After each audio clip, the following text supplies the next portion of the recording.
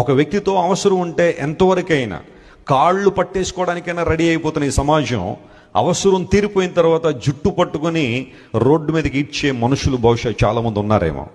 అవసరాల కోసం వాడుకోవడం, అవసరం తీరిపోయిన తర్వాత వదిలిపెట్టేయడం, అవసరాల అభిమానాలు ఆప్యాయతలు పెరిగిపోతున్న ఈ రోజుల్లో నిజమైన స్నేహానికి నిర్వచనం దొరకట్లేదు. లోకం అంతా ఇలాగే ఉంది.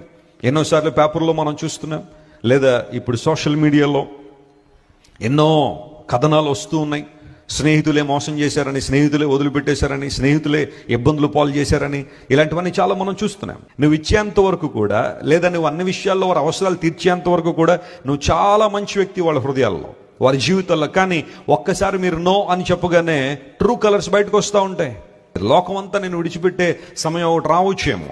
నువ్వు బాగా ప్రేమించే బంధువులు, తల్లిదండ్రులు, పిల్లలు, లేదా అంతవరకు కూడా స్నేహితులు అని చెప్పుకున్న వారు కూడా ఒకనొక పాయింట్లో నేను వదిలిపెట్టి వెళ్ళిపోవచ్చేమో. కానీ ఏ true friend will never leave you. నిజమైన స్నేహితుడు విడువకి ఏం చేస్తారట? ప్రేమిస్తాడు అనే సామెతల గ్రంథంలో కూడా మనం వచ్చినట్టు మనం చూస్తాం.